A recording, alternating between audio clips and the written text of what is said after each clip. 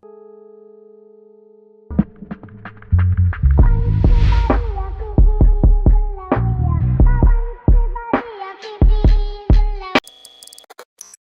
been expecting you.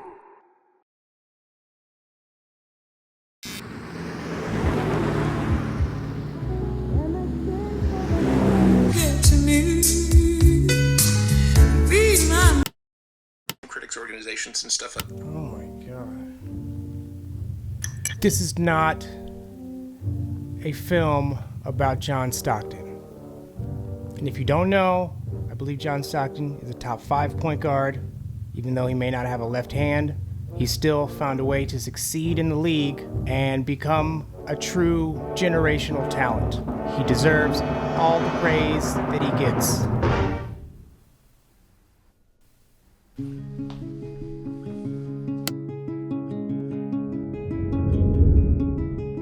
The year was 2019, and the NBA Storyteller was face to face with fate.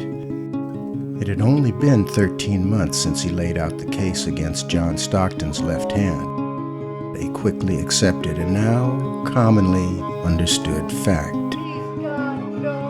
But in certain pockets of the discourse, the revelation went off like a bomb. Aging Utah apologists would emerge from their hibernation.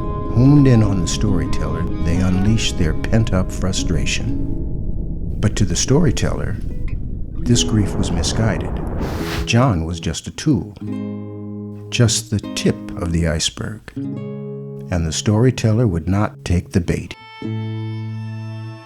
As we established, there was so much more to say, bigger fish to fry, and John was no longer relevant.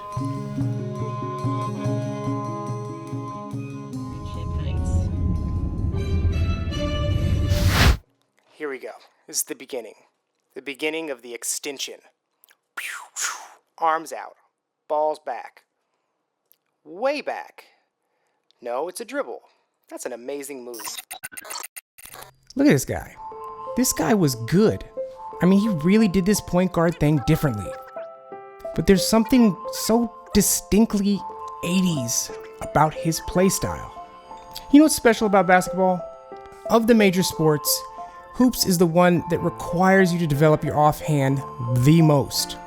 I mean, Tom Brady isn't dinged because he can't finish with his left, or throw a touchdown, I guess. Baseball, well, that whole game is tailored around right or left side dominance. I mean, when you have switch hitters, that's rare, but also it doesn't usually result in a great all-time hitting on both sides kind of player. It usually brings out the mediocrity in both sides. And then there's the rest of us humans, the non-professional basketball players. That's what I like to call myself. Nobody expects us to have any offhand dexterity.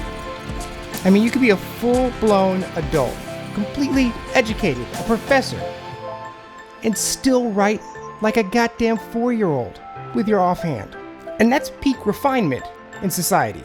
Multiple degrees, educated, got a beard. And you can't write with your left. Okay. We're going somewhere. Okay. This is when the storyteller sensed his own digression, as he slowly lost his ability to differentiate a convincing argument from desperation and pleading. He would continue on to assure his audience there is a greater point to all this, and it's not a ploy to rehash an old debate. I have a much bigger point here, much bigger than one dude. See? I'm trying to solve problems here and define generations. We're going somewhere. Going the wrong way on a one-way street. The storyteller's destination was near, but he has yet to introduce the bottom 90% of the iceberg. Maybe the task was ours all along. So, let's start in the 1980s. This is an era obscured by nostalgia, legend, the abundance of highlights, and a lack of deeper narrative. But it wasn't the Dark Ages. It was just recent enough, just covered enough to bolster and justify the careers that emerged from that era. The league was integrated. The average height had finally crossed over to legitimately tall. We were past the all-important merger, and the three-point line gave us the familiar court we recognize today. And with these framings, marketing, and progression in TV broadcasting, it became easy to include this early era within our modern basketball qualifier. But it can quickly become apparent that the attitudes and approach of the 80s has less in common with the 90s and aughts than the 50s and 60s. When players had day jobs, drove themselves to away games, and potential all-time greats were never let into the league.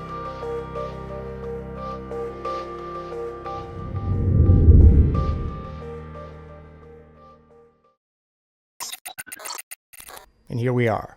Big statement ahead.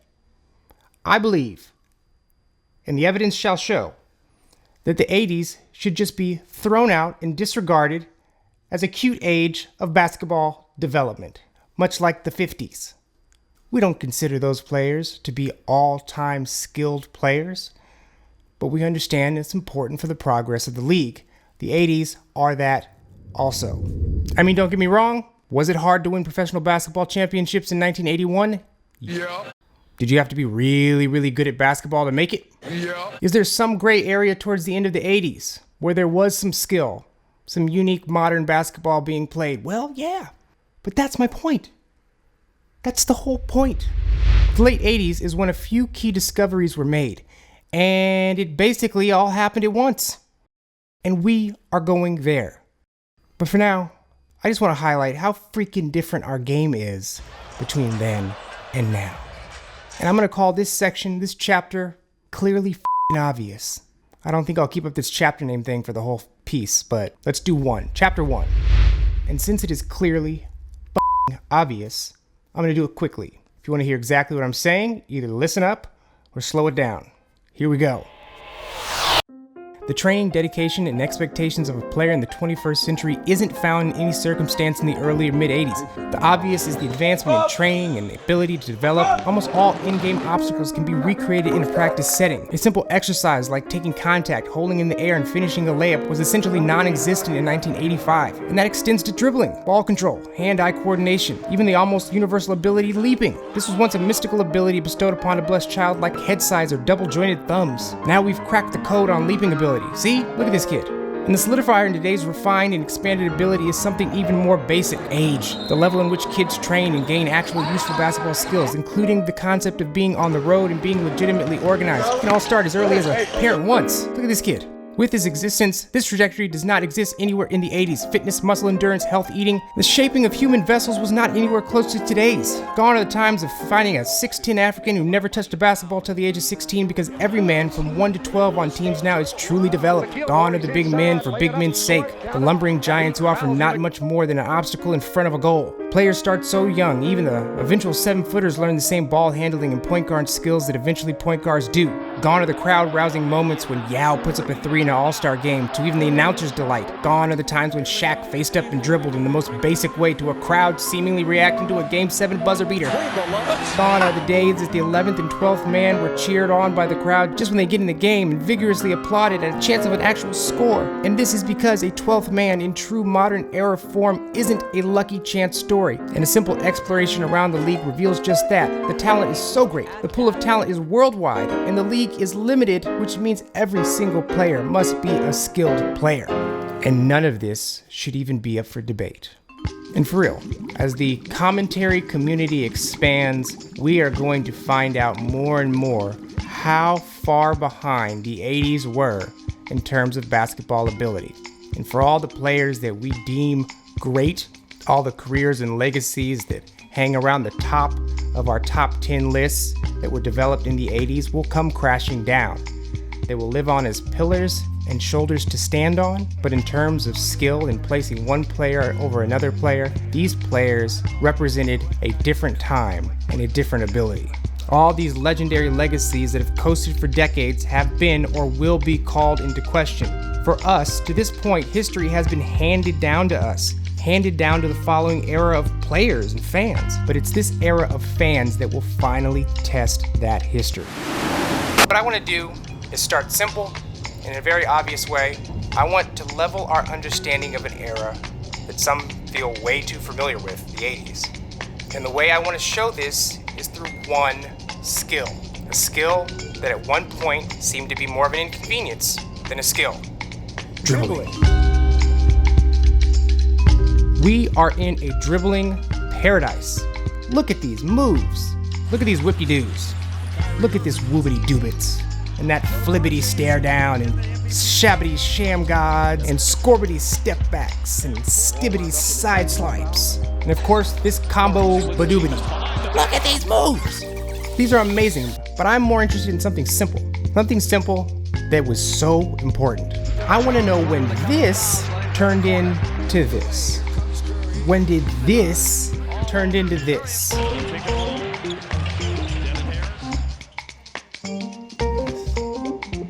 this.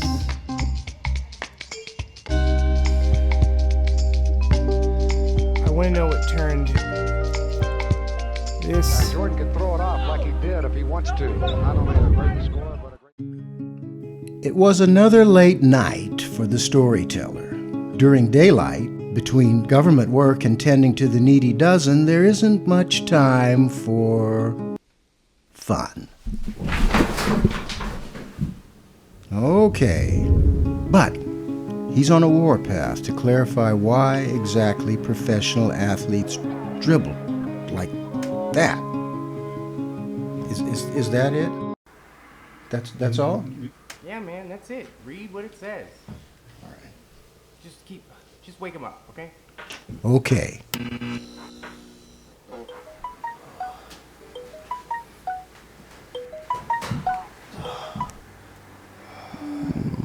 What is this? What is this?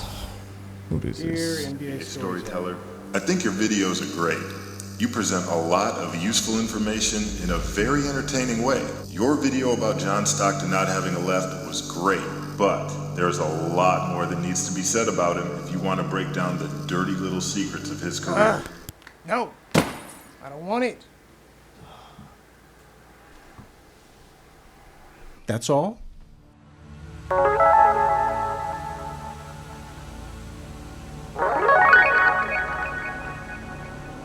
Yes.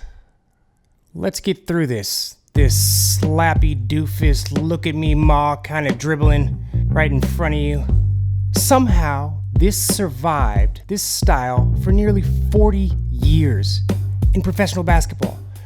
From the 40s to the 80s. And despite various innovators coming in and out of the league, Walt, Tiny, Pete, they were unable to trigger the new age of ball handling. Why did it look so strange? In front, head on. You know what this looked like? Like what a cardboard cutout would do if it played basketball. But you know what? It made sense. Because in early basketball, dribbling essentially was a last resort.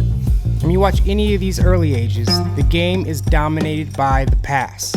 Coaching was pushing the pass. Move when you don't have the ball and pass. And only when absolutely necessary, pound it once or twice just to get in a better position to pass or score. So what you end up with is an unrefined, underdeveloped aspect of hoops. And ideas like tricking somebody with your actual dribble, these ideas were so far in the distant future.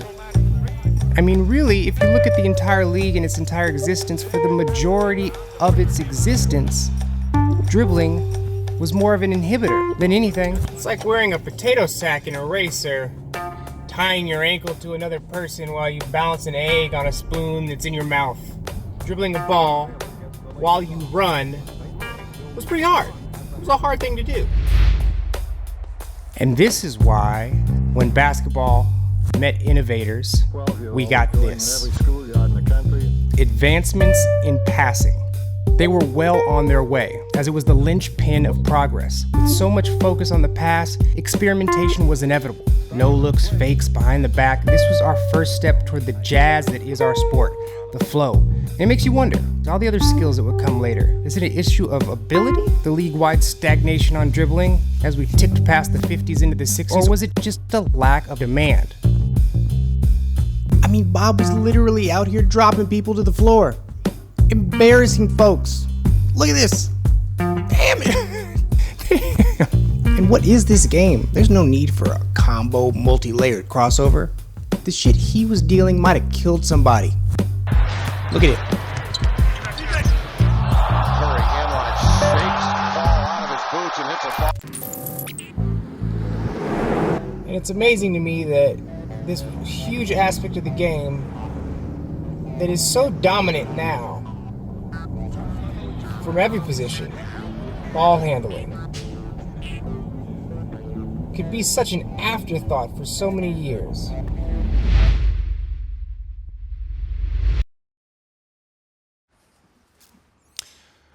I wonder if I could eat this computer. It's like piece by piece. How long would that take?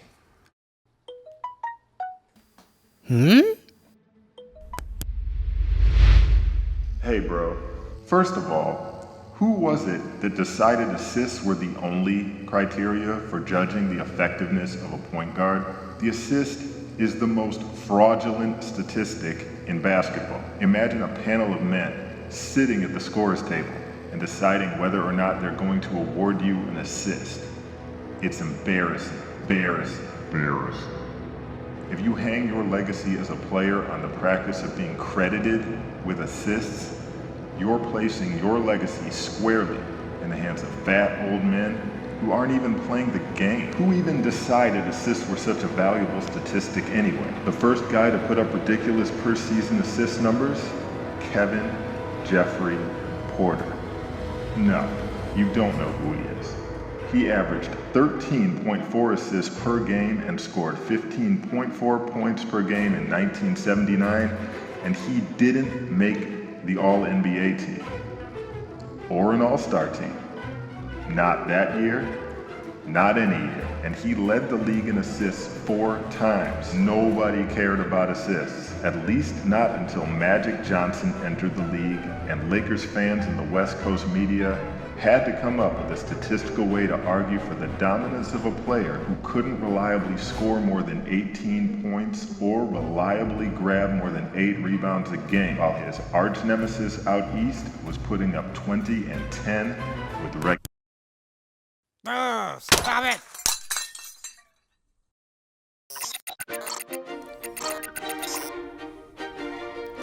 So when we're exploring innovation, we always have to question this.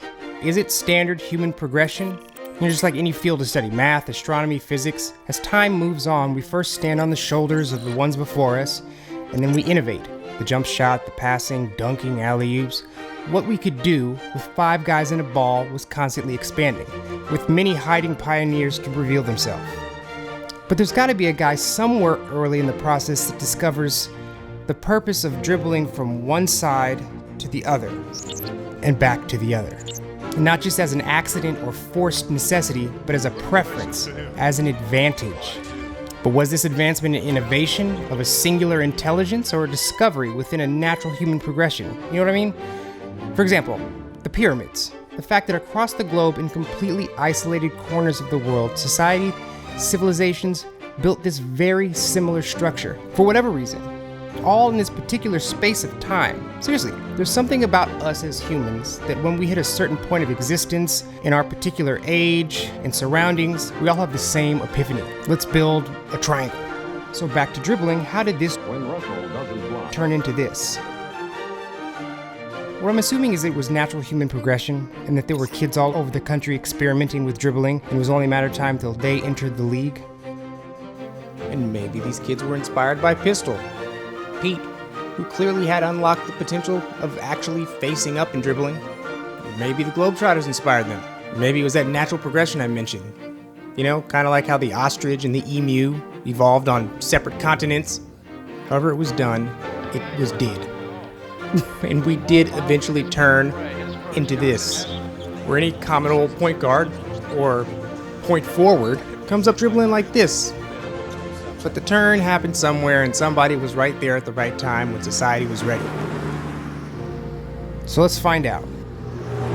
But unfortunately, as revaflorpenlutionary as dribbling side to side is, seriously is, when I Google the history of dribbling, all that comes up is soccer. And no offense to two particular people, but nobody cares about soccer right now.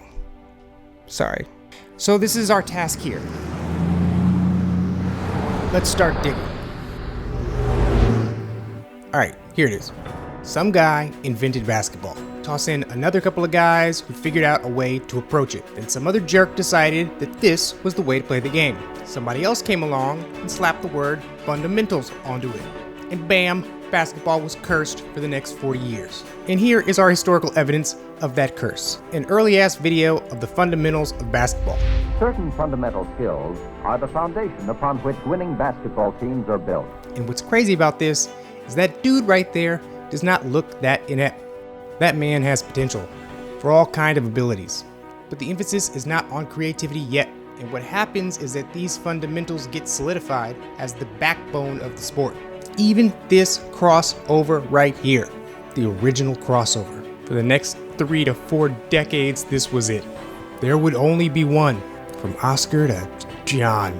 I mean, fast forward, let's check out another decade. His championship squads spend half of every practice period drilling on basic fundamentals. Oh shit, the god himself, John Wooden. Hey look, same shit. Sure, those guys might be better at the same shit, but there's nothing different. But of course, at this point in time, the game is not about an individual. It's an organism. It's about the advancement and the cooperation of the organism. And over time, we'll figure out that these big brain concepts fly perfectly fine for other sports, like, I don't know, football. But it's decades until this game of 5-on-5 realizes that 5 is just few enough for any one player to really drive and or carry a team.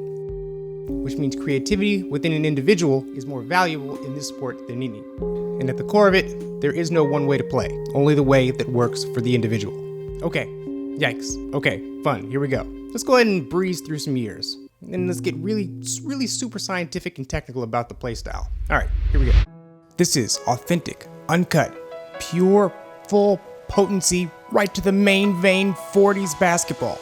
And again, what the hell is with this forceful ass bounce pass? It's so unnecessary in that situation, really. It looks like there's a magnet in the ground, in the earth, pulling the ball down. Next observation. Original basketball in its raw, fundamental glory was basically passing, bounce passes specifically, layups, hook shots, and dribbling like you only live in 2 dimensions. Oh, and when they feel creative, maybe dribble in a very shallow S formation. All right, let's move on. All right, then we got Bob Cousy, and he plays through like 3 decades, never figured out how to get to the next step of dribbling.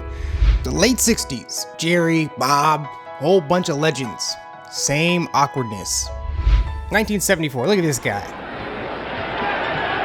Curtis Terry trying to get it across, looking for help.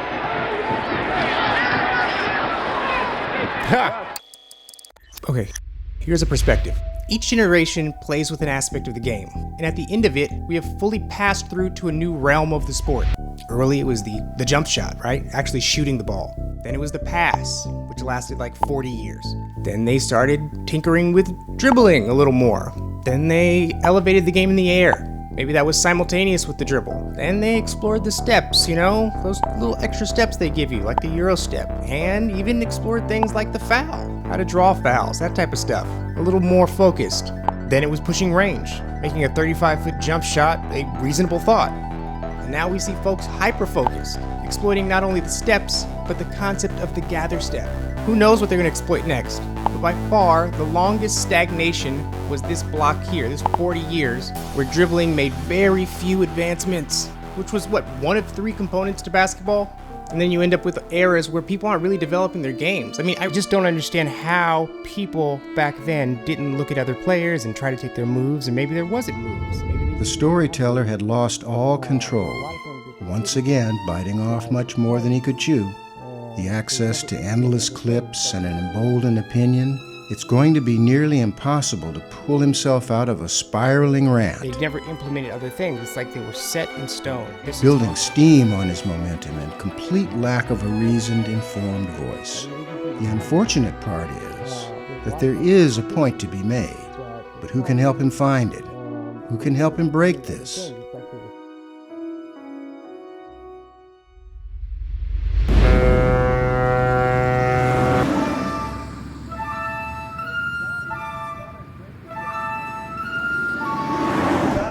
this down for us and explain how it's possible that Giannis can take so few dribbles, cover so much ground. How it's possible that Giannis can... This is Coach Nick, NBA YouTube's coach, the breaker down of all things b-ball. And after 11 months of emails, phone calls, door knocks, I finally got him to say yes to an interview via Skype. What are you doing? Oh, just watching some Zion footage. That's all I can do here. All right, just come on. Just let me have this one, guys. Okay, so this convo went a lot of places, but we're gonna scrub around here because my patience is thin. All right, here we go. Scrub around and get you the good parts here.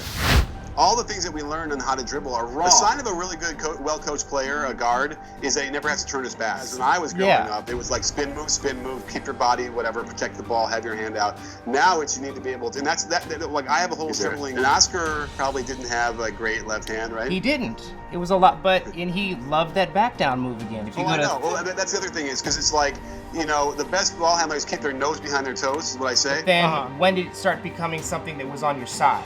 When did that become normal? And back to the original question. Yeah, and there's a left hand, but he's got his whole entire body protecting the ball. Famously that's gets the Cowens. That's the famous, Cowens guy. Watch, he tries to do his little reverse move. Okay, right, because that goes back to that 67 conference finals where they're just letting them shuffle to their left with the dribble hand on the right, and they're not doing anything about it. Right, that was a really, I remember looking at that with my mentor, who was the head coach at the time, this is like in the late 90s, looking at each other going, yeah, why wouldn't you just force him left? Yes, because I was a huge Magic fan, so certainly growing up, I watched him, but I also was limited by being in Chicago, where you couldn't see a lot of games until like the playoffs. But man, like you're right, like and by the way, yep, this is some Magic slander. How good was Magic's left hand? I almost kind of feel like I'm having trouble picturing in my head like a lot of the. I mean, I guess clearly it wasn't an issue. He could do it, and he can go use his hand. No, he was. I mean, he wasn't crossing people over. That's the other thing. Like he wasn't facing up and cross. I mean, he could get around. No, stop. Let's stop here. There's no mistaking. I'm the one here saying that nobody whose career existed mostly before 1989 should ever be considered an all-time great skilled player. I didn't really bring up that point and push it with the coach. But what I did present was the idea that nobody before 1989 should ever really be considered a great ball handler. Oh, interesting. I would argue it's earlier. Yes, okay. Yeah. But he had a lot of caveats and questions and insight. But in general, what he did was he gave me so much detail and brought up so many little points. So even though you had Pistol and you had Clyde and you had Earl Monroe, and there's other people too, but it didn't, you're right, it didn't really take hold. It was sort of like the one guy. And continuing threads that this basically turned into an assignment, homework. Have you ever seen Ernie DiGregorio? No, I haven't. Kind of gave me a dozen and a half things to look up and research. I would imagine it's got to be, I mean, I know in the 90s they were doing it, so it's got to be like, before the 90s. I just found a random page where it's the best NBA point guards of the 70s.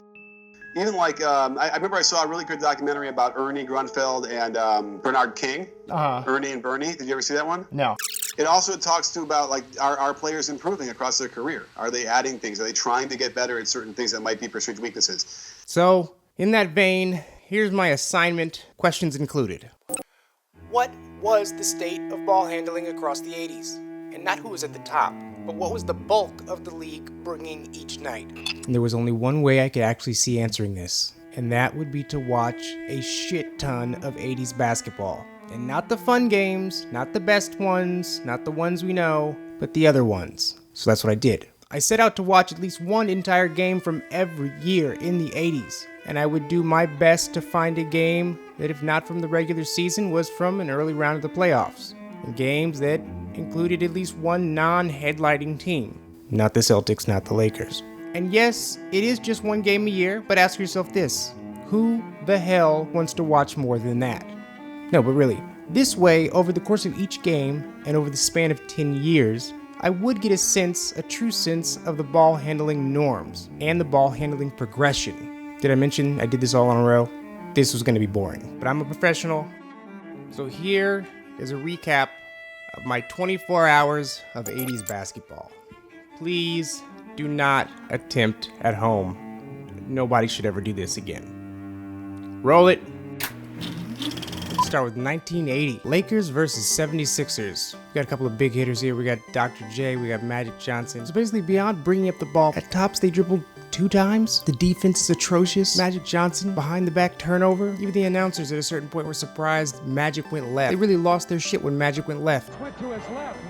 And unequivocally, when ball handlers encountered defenders, they pick the ball up, pick it up, or turn their back. Pick it up or turn their back. That's going to be a common theme here. There's that odd one where they dribble with one hand and drift the other direction. It's this weird kind of hop skip one. They're skipping, they're hopping and shuffling to one side and dribbling with other hands. Feels so unnatural. It looks unnatural. We move on to 1981. Suns versus Kings. I'm hungry. We start to see more of that original crossover, bringing it all the way over, right to left. Drifting, shuffle to the right with the wrong hand. But also what I'm noticing is when people try to switch hands, they often flub it. When they are faced with the defense, and they do try to switch hands, there's clear signs of clumsiness. Order a pizza. And we move on to 1982. Lakers versus Spurs. Lakers, premier team. Spurs, up and coming. Guess what? Same shit. The Spurs guard in 1982. These dudes, the least dynamic I've seen so far. 1983. Woo. The only advancement I'm really catching by 1983 is that we're getting a lot more pull-ups off the dribble. Damn, it's the same shit, man. And I'll say, lack of attack from point guards. It has the defense so apoplectic, They give guards so much space. It's nuts. It's like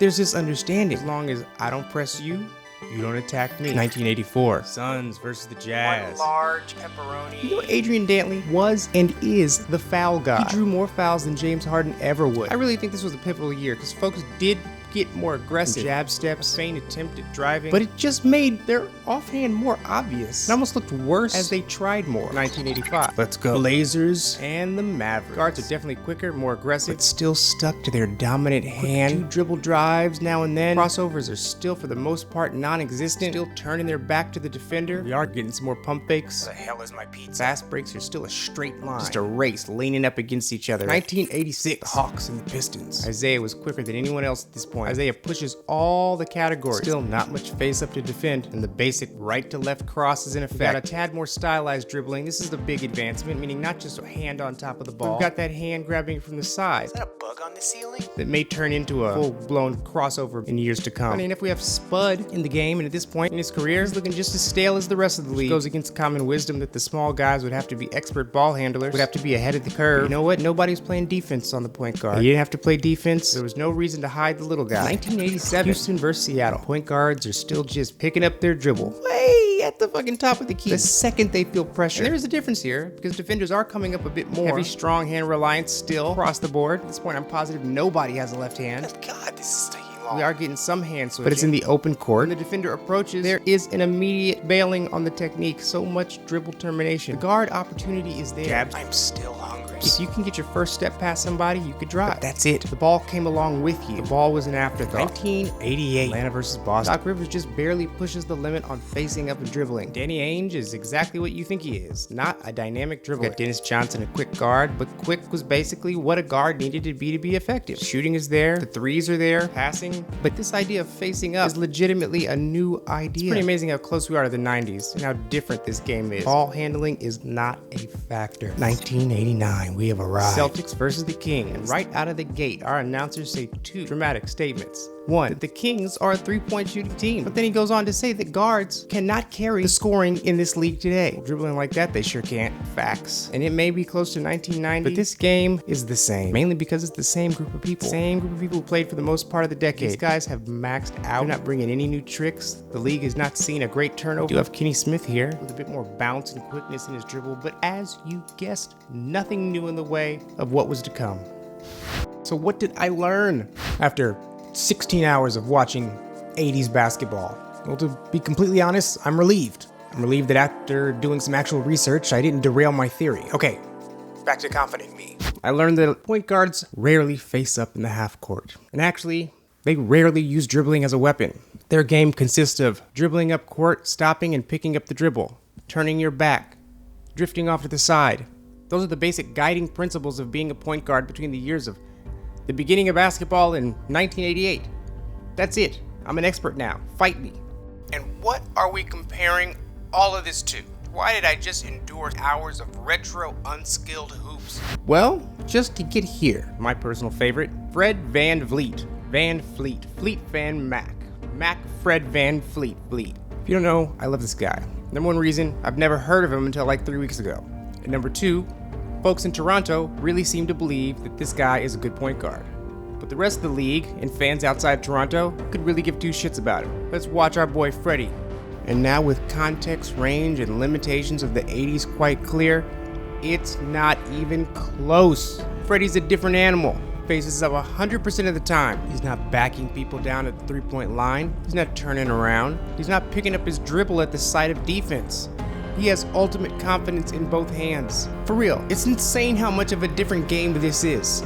You pick up Fred and place him in any year in the 80s with this skill set, and he would embarrass defenders. Just look, man, I do not need to sit here and break this down because it is so simple to see. And the scary part is that Fred, Mr. Van Vliet, is not even a top-tier guard, and not even the most skilled guards from the 80s demonstrate any of this ball handling expertise. This is my point. This is simply it. The game we play today is at such an advanced level compared to what was going on in the 80s.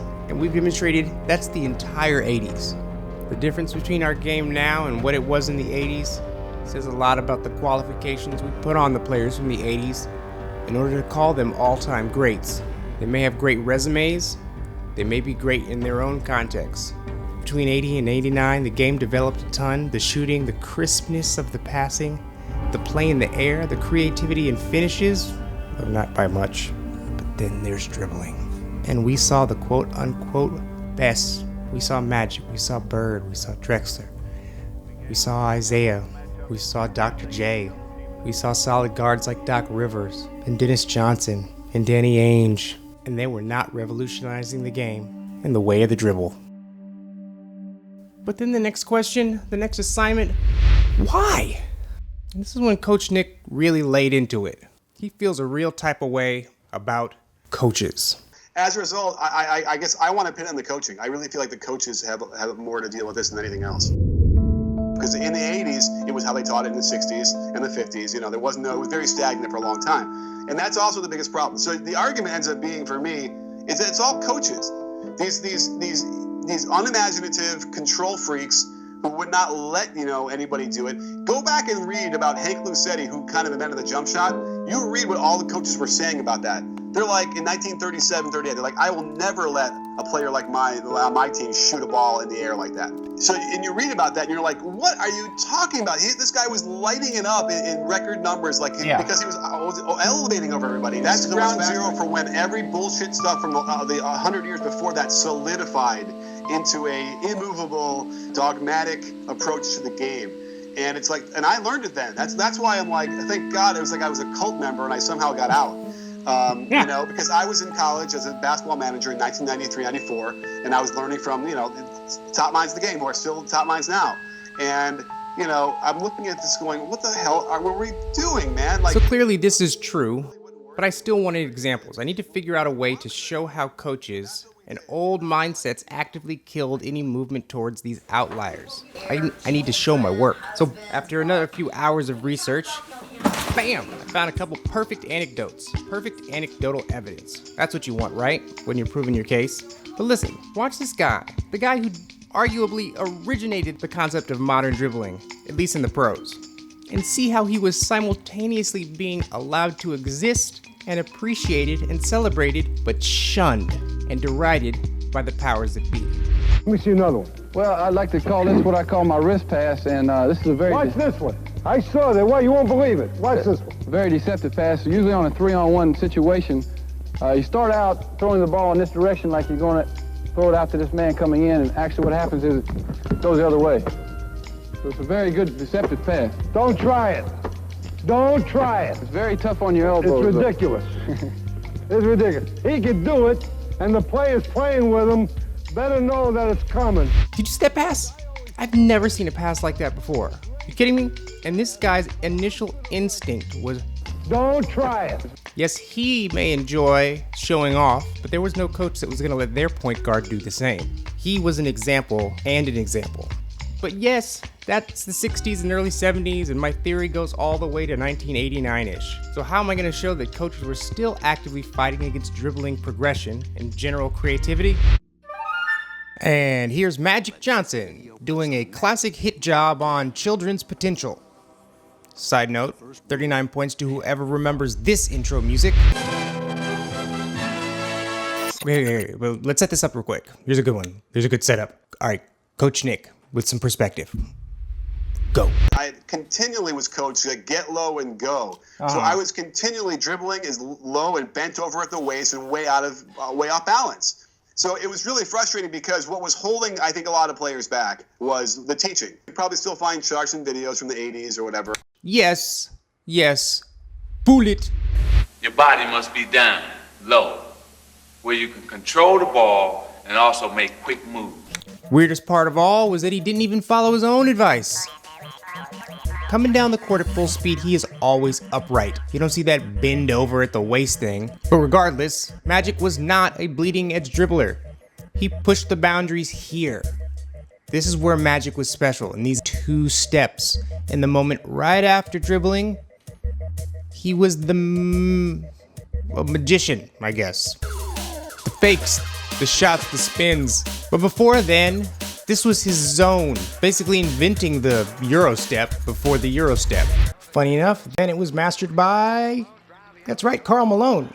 Bet you didn't know that. Look at those 1-2 step right there. Again, proving it's not about who did things first or second. The mile markers are when everybody is doing it. But before then, meh. Though this kid here clearly studied Magic with that wobbly side to side jackhammer dribble. Alright, so now let's go to 1987. This clip right here. This is from 1987 Dr. J training video. Roll it. Now there's one particular dribbling move that I want to talk to you about. Dribbling through your legs. You use this when you want to protect the ball from a defender who's poking his hands in to try and get it. The secret lies not in moving your hands with the ball. The secret is to move your feet, either by stepping over the ball this way. I actually own this video. Or by turning at an angle and hopping over it like this. I bought one of these videos. In any event, it's not as difficult as it looks. And I still consider it more of a fundamental move and not so much showing off, provided you use it when it's appropriate. This is 1987. We have a top era player, one of the more creative players, trying to convince the youth that yes, a through the legs dribble is not just a show off move. What? Was that still being debated? Was that still a debate in the league? The fact that an all-time great, an NBA champion, a revolutionary player in 1987, in a video that is meant for young children just learning the game, or high schoolers who are trying to get better at the game, is trying to convince them and anybody else watching that a simple dribble between the legs is something you should consider. No, it's not just fancy show-off time. And hopping over it like this. It is useful. And the fact that that is included in this video coming out of that mouth shows you the mindset of the game in the late 80s. I mean, just go back to the Magic video. By the way, everybody had a damn VHS out back then. That was the shit to do. Anyway, but in his video, Magic never even mentions, never even introduces a through the legs dribble. Magic never even brings it up. So, if that was the discussion or lack of discussion in the late 80s, in the professional level, you can only imagine what's happening in the college level with these type of coaches. These old, stale, play the right way type of coaches.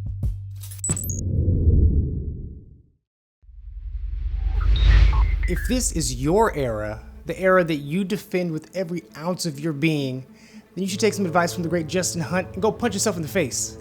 These guys were good. These guys were the best at the game. Until better players came along and did better things. Just accept that and we can move forward. All right, good night.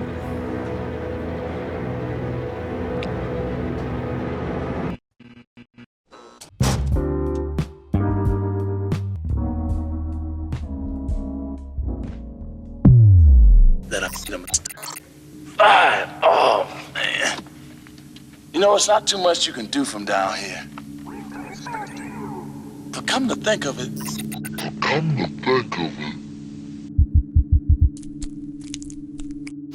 What the hell was that? Am I dreaming?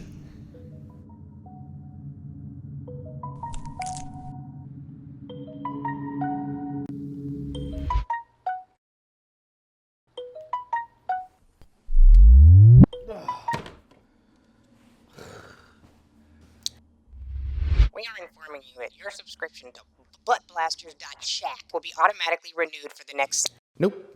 Wrong one. There's gotta be another one here. Hey man, I don't know if you saw the other emails, but if you really want to go after Stockton, here's some facts that definitely need to be brought up. Okay, I'll bite. If you dig deeper, you'll realize John owes his legacy not so much to the presence of the mailman, Karl Malone, but to the absence of the teacher, Adrian Dantley. Watch an Adrian Dantley game, you'll see the assist killer Stockton almost got saddled with, holding the ball for an eternity, faking 4 times out on the wing, waving his teammates out of the post so he can take the defense 1-on-3. No one is earning assists on these plays, but the mailman, he'll give you a reliable assist every time. You're a solid evaluator of all-time greats, right? All-time greats have all-time great games, multiple iconic games. Where is Stockton's great game? No. The best game on your resume can't consist of you passing the ball to other people who did all the work. Not if you're the GOAT. Is John Stockton the only all-time great we make this excuse for? I can't think of another ringless player who routinely makes it into people's top 4.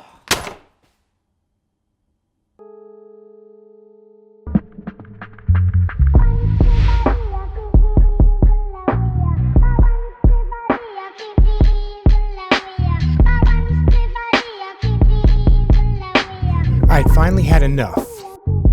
I'd been getting these emails for weeks now, and I still couldn't tell if they were bad dreams or reality. I mean, who are these even from? They just say potato. Well, real or not, if I continued to get these emails, I was going to explode or implode. I mean, Stockton was a dead issue. He was meaningless. He meant nothing to me anymore. Shit, he meant as much to me as he did to the Dream Team. Fucking John. Remember that? Remember the Dream Team? Remember how he became the 12th man on the Dream Team? Fucking John. Remember that little documentary about the Dream Team where he did that little stunt? He got off the bus, the team bus, when it was surrounded by fans, and he just walked the streets of Barcelona. I'm stuck in traffic, and we're just sitting there. Finally, I said, that's it. Let's go. Anybody wants to go with me, I'm heading. With nobody recognizing him until he literally pulled some girl aside and forced her to recognize him in front of his wife and kids. Hi. Hi. Are you an American? But of course. You look wonderful. Why, thank you. And I said, have you had a chance to meet anyone? Of course. We met Charles Barkley the other night. Did ya? He's a hell of a player. See, you got all the players right there on your shirt. Is Charles the only one you've ever seen? He's the only one I've ever met. Hey, guys, do you know any of those guys on there? See, nobody's that meek. What a loser. Can we just add another point here? In this documentary, John tried to play it off as some impromptu move to hop off the bus. But I have to bring attention to all the cutaway shots, which in 1992 clearly required a big-ass crew and big-ass cameras and mics. Anyway, that's just storytelling. I'm fine with that, actually. And seriously, it's not like he added anything to the actual team either. Chuck Daly started Scottie Pippen at that point. John played the least minutes out of everyone, including injured-ass Larry Bird and Patrick Ewing. Strange, right? Greatest all-time pure point guard, can't find a role, literally the 12th man, literally touched the ball the least. And don't talk to me about injury. Dude was cleared, and again, 3 other players had worse injuries coming into camp. Bird, Ewing, and even Drexler. So don't try to bring that up. Don't you? Who am I talking to? Okay, well, clearly I needed some help.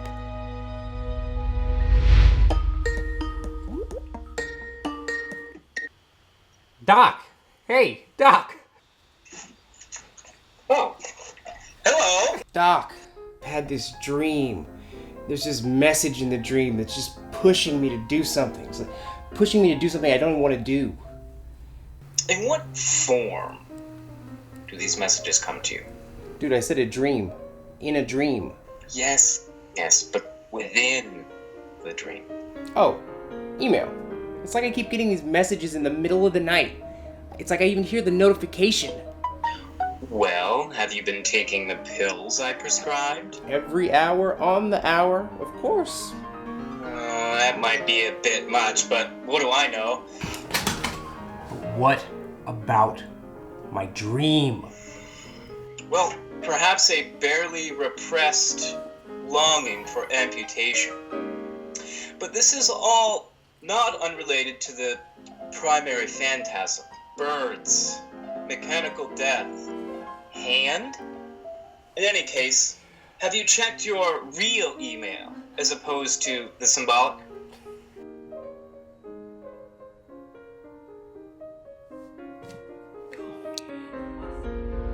I put a little chart together so you can... Okay, looks like I have been getting the emails. A breakthrough! Now you can deal with it. Dude, you are not good at this. This BetterHelp app sucks. Fair enough. It's not like I exist anyway.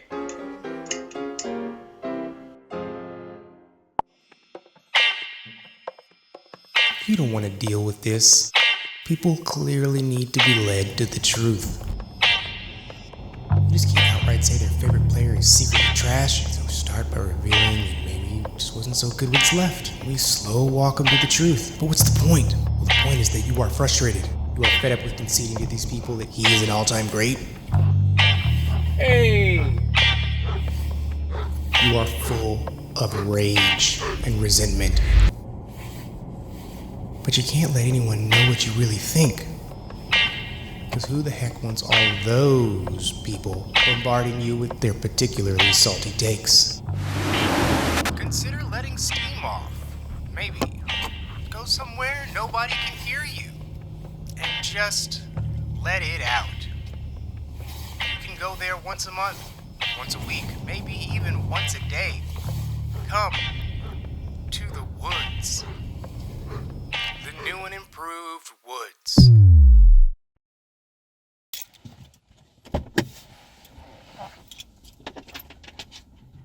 Oh no. Here it comes.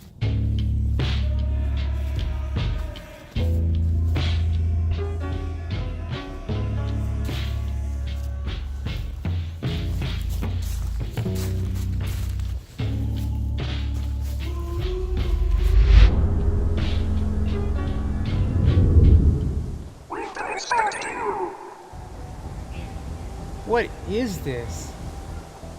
We are the Hot Take Forest. Yeah? Go on.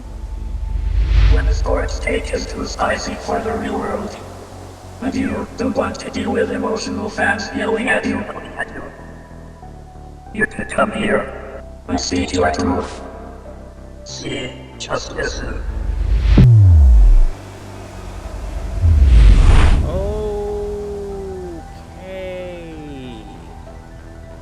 How do we do it, you ask? We are the trees. And much like the potentially deadly carbon dioxide, we absorb your potentially stroke-inducing hot take bioorganically, infusing our photosynthesis mitochondria, and in the process we bind your burning hot take with the O2 molecules. And finally, upon release, the newly formed compound structure surges out of our proverbial lungs, directly into yours, in the form of your breathable air. Why? We act as a conduit. You have a message, and we have a delivery system. And our purpose is to pass your truth onto the masses. You could even call us the John Stockton. No. Just stop there. We had to try. I know, you had to try. But okay, wait. All that aside, you're trying to tell me that people will breathe in my take and believe it genuinely? Just like the cell phone tower shooting 4G radiation through your phone directly to your brain, causing uncontrollable tumors, we deliver humanity's bold yet not quite accepted takes into the public's stubborn bloodstreams, eventually traveling to the brain, which also may cause a tumor every now and then. Well, I am telepathically speaking to the trees, so I guess it's not much of a stretch.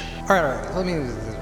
So this is kind of like that M. Night Shyamalan movie, The Happening, right? Where the wind and the trees make people kill themselves? Yes, except instead of killing yourself, you just finally understand Kobe is not top 10 all time. And then that occasional tumor. Okay, I'm in. But wait, do I know any of your work? I mean, what other widely held takes came out of the forest? LeBron entering the Court Convo after just 3 ratings. That was us. Feels like that one might be wearing off a bit. Run TMC. That's all us. Yeah, you're right. They were together like 1 year. But all that hype. Steph Curry's unanimous MVP. Yeah? That was strange. Not a single hack writer decided to be an ass and vote, I don't know, Reggie Jackson for first place. Also responsible for every time Scottie Pippen changes his mind. That explains that. But wait, Hot Take Forest, tell me one thing. What's it all for? Why do you do it? A long time ago, it became clear that mankind had trouble accepting the evolving, changing world they lived in, as progress and opinion constantly stalled, no matter how outdated and toxic they are. So we were created with the sole purpose to change human minds. And we only worked on the most serious of issues: war, peace, human innovation.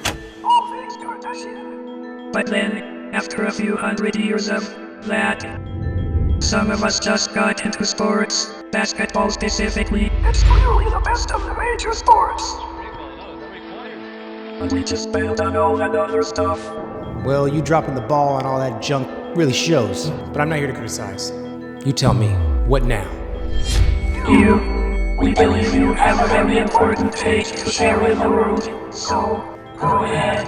And remember, speak from your heart and don't hold it back. John Stockton! His whole career was handed. He's a nobody. He's a nobody in today's game. Look at that ball distribution. There's no way a player like him could have made it today. Nothing to do in this league. Didn't do anything, couldn't dribble anything left. White sand, never nobody. Barely a top 25 point guard. Nobody in today's league.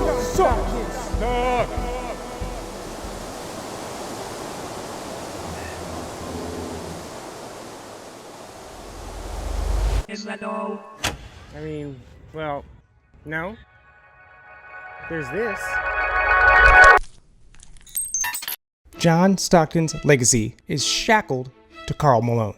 And as a result, we never really get to see who made who better, and who was a bottom-feeding parasitic twin in the relationship. We have no real-world case study of what NBA assist man John is without a perfect assist-finishing big man named Karl, a big man who did not have dribbling-inspired moves. Again, say for the people in the back, Karl Malone's arsenal of scoring moves did not include an assist-canceling amount of dribbles. Stockton, for a fact, has more assists out of the half-court set than any other player simply because Karl Malone had 3 basketball moves. Again, none of which involved dribbling the ball more than twice. Number 1, Malone would catch the ball in the post and immediately make an awkward move towards the basket which no one was strong enough to stop. Number 2, he'd roll off the pick towards the basket and catch it and lay it in or dunk it. Or number 3, he'd roll away from the basket and catch it and shoot it from the mid-range. That is it. And even when Karl took his time, he's still not dribbling, more than once, in a whole extended sequence. And this lets the third party who judges the statistic, which is strange in its own right, to have all the leeway in the world to award John his cookie. And as long as Karl isn't dribbling much, then all of this stuff that would never have been considered or allowed to be considered an assist drops into the world of possibility, including my personal favorite, the actual record-setting assist itself. Listen, Stockton played on an assist factory that racked up huge numbers for him, but which, in fact, won the Jazz no meaningful games. More importantly, in the years in which the Jazz went to the finals, Stockton's assist totals had dipped to about 2/3 of what they'd been in prior years. So deep down inside, even the coaches of the Jazz knew they couldn't contend for championships if Stockton kept putting up all these inflated numbers. This reminds me of Dr. J. There was a point when he realized that in order to win championships, he couldn't just put up those big scoring numbers. He had to work with another scorer, Moses Malone, and not dominate the points column so much for the greater good, greater effectiveness of the team. And guess what? He won. His scoring was not the winning stat. Like Chris Bosh and Dwayne Wade and Kevin Love, all these players who sacrificed their key inflated stat, because guess what? Their key stat was not the stat that drove winning. This is a long-told tale in the NBA. Call it whatever you want. But for the Jazz to actually win, John needed to be less Stockton and more, I don't know, Dellavedova-ish. Yeah, I did that on purpose. Okay, listen, I understand. You might be saying, why am I going so hard at the assist? That's not all John was.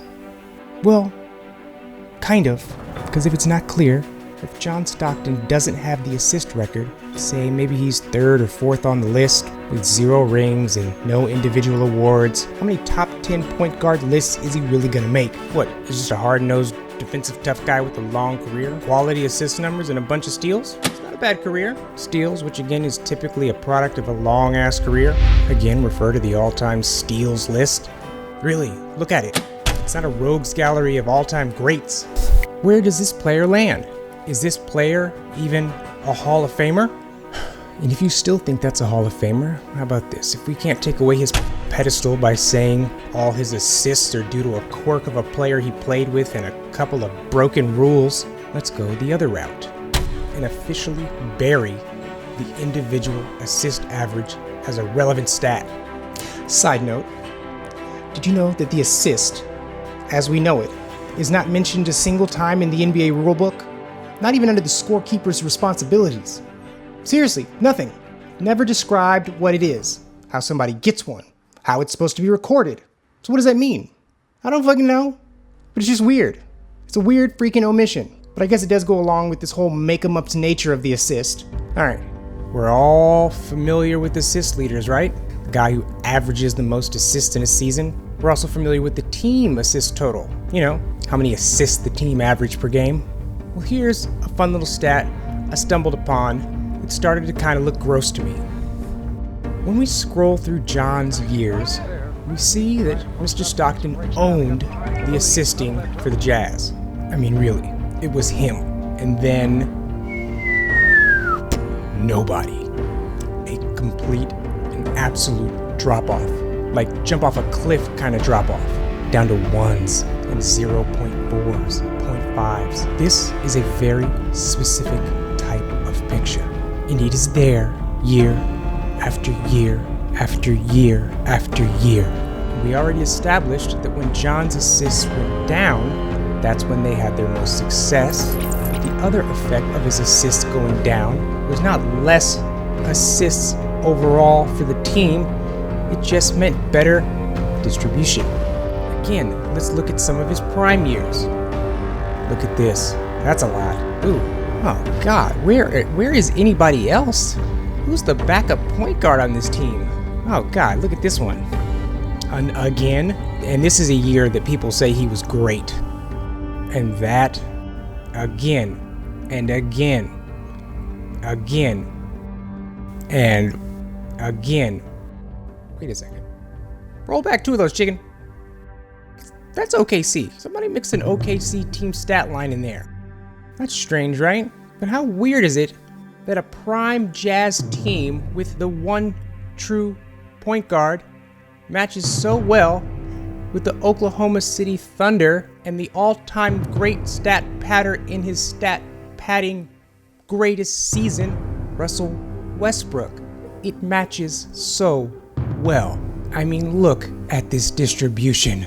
Except in John's case, he had even more assists. What does this mean? What does this mean? Okay. Realistically, there are a shit ton of stats in hoops, and you can find similarities in a lot of odd comparisons. And there's no reason this atrocious distribution means you can't win. I mean, both of these teams were good, right? Both of these teams had championship hopes, right? Where they weren't just both fraudulent teams, unwittingly designed to self-destruct under pressure. But then let's examine this when you start to look at what does make a championship team. And it only gets darker from there. Year after year after year, through era and era, decade after decade.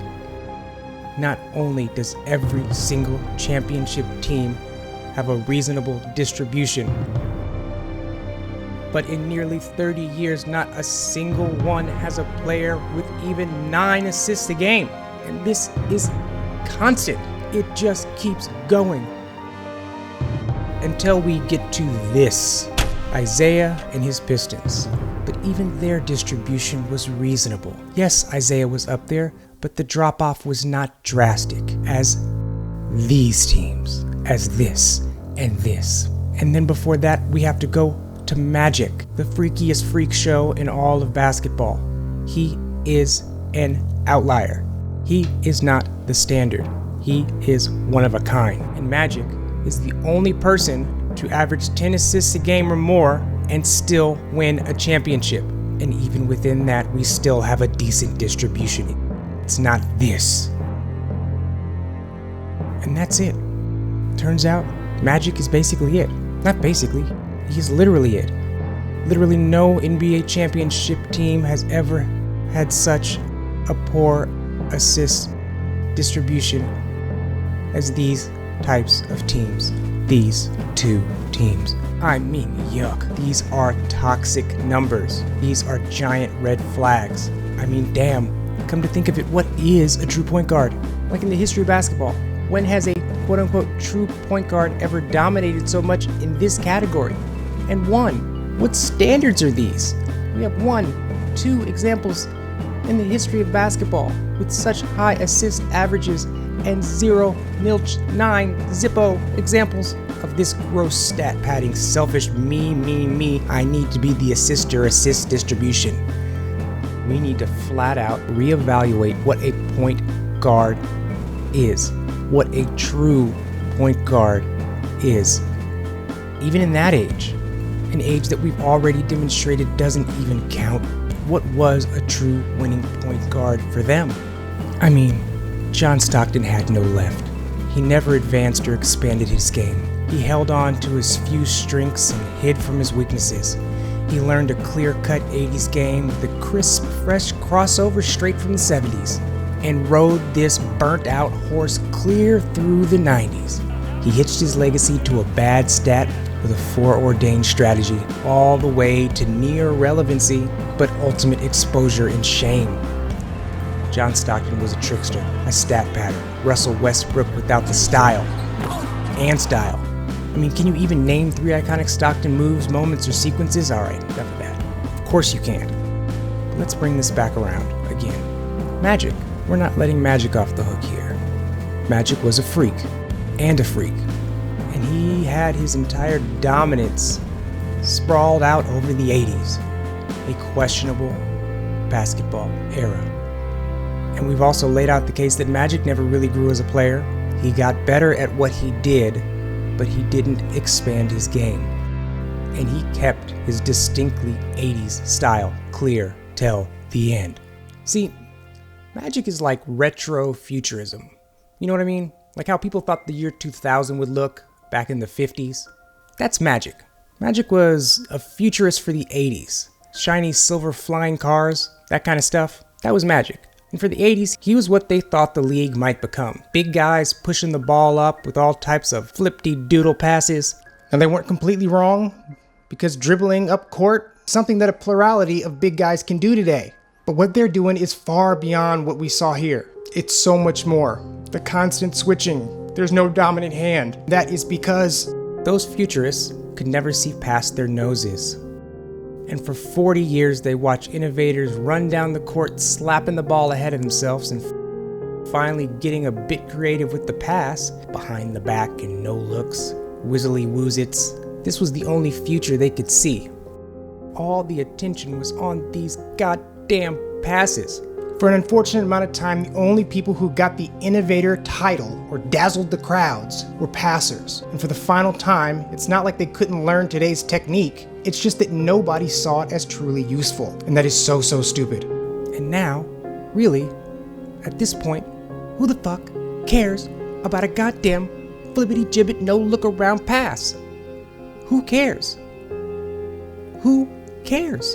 It's not innovation anymore. It's as old as James Naismith himself. I'm sure one time in the presence of a peach basket, somebody flipped it behind their back at least once. I mean, there is virtually nothing anyone is doing with passing that the Harlem Globetrotters didn't do in the 40s. And this was their future? No. Magic Johnson was the pinnacle of the past. He was the final act in a long, predictable progression. He walked right up to the door of actual innovation and was left behind in his irrelevant era.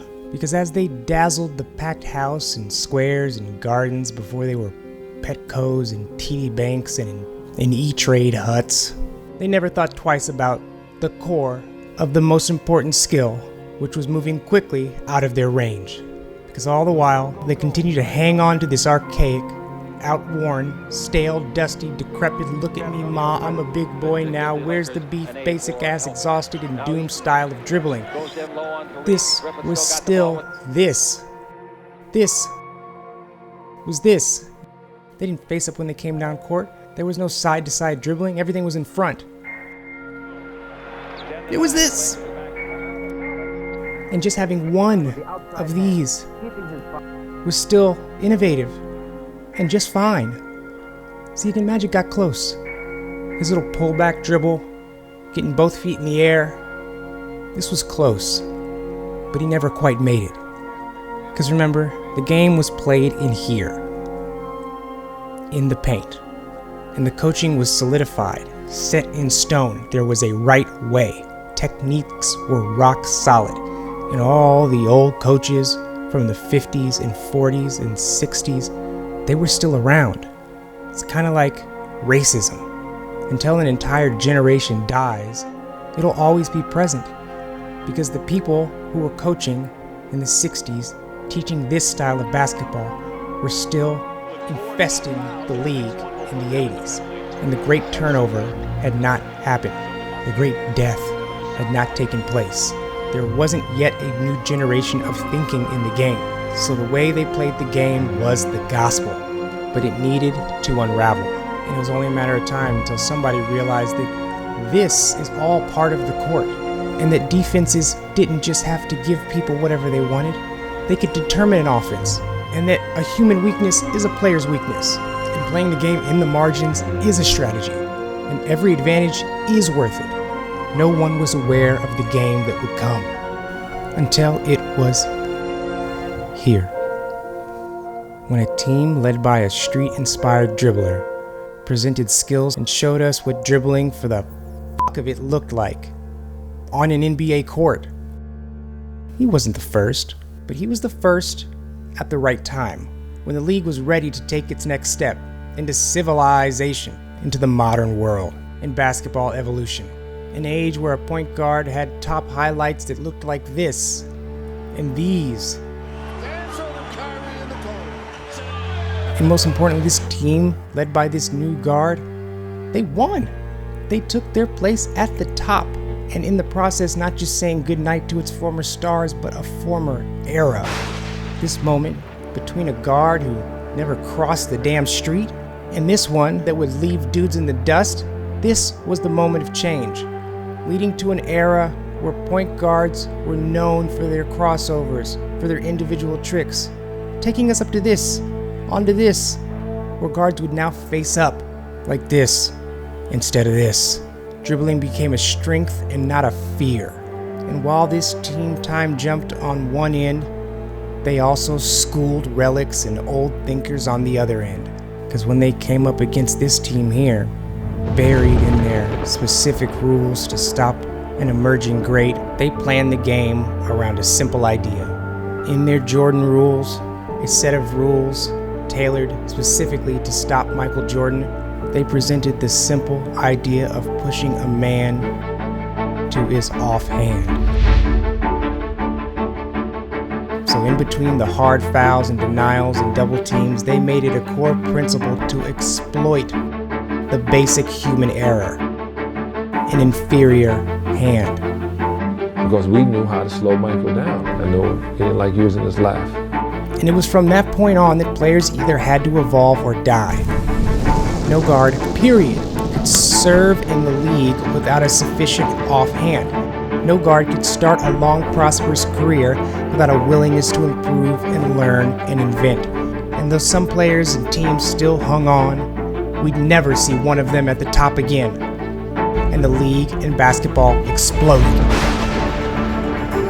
The house of standard coaching burned down, innovation grew into place. The daring and creative ends of hoops from every blacktop and every backyard were being absorbed into the highest level. A portion of the league would hold on to what they knew, coaches, players, trainers, followed the old gospel, but their fate was sealed, and their legacies were fading, and their impact was caught, entangled, and slowly being pulled backwards, reeled in by the rotting corpse of the lifeless, irrelevant 80s.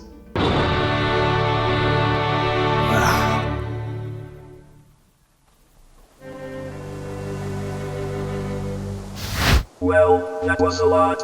How about we just say Stockton didn't have a left? That's fine. Thank you. Now, we will pass your word onto the world through our network of trees and roots and some slightly poisoned wind. You guys ever heard of the internet? Oh yeah, we tried that, but service is pretty shoddy out here.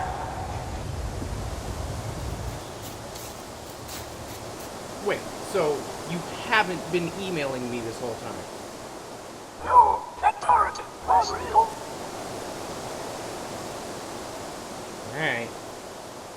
Good luck with your stuff.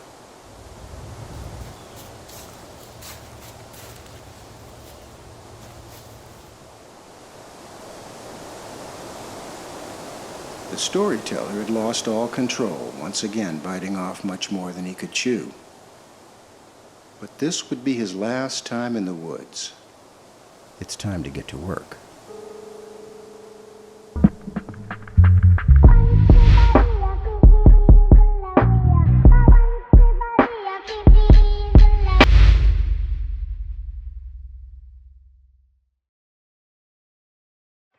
Utah, stock low to Malone. Backs out on Fred Roberts. Spin across the road, reach out to the right hand. It's good. A mailman. 8 seconds on the shot. Low to Malone. Go to the hoop. A mailman. Go to the right corner. Lives low to Malone. He's underneath. Put it up. Put it up. And it's good. Malone on the second effort. Really important second and third efforts. Left to Bobby Hanson. He'll run low to Malone. Moving to again. Put it up. Oh, he misses. He's going to foul as he goes up. Off the right around screen. Left to right. Second jumps out.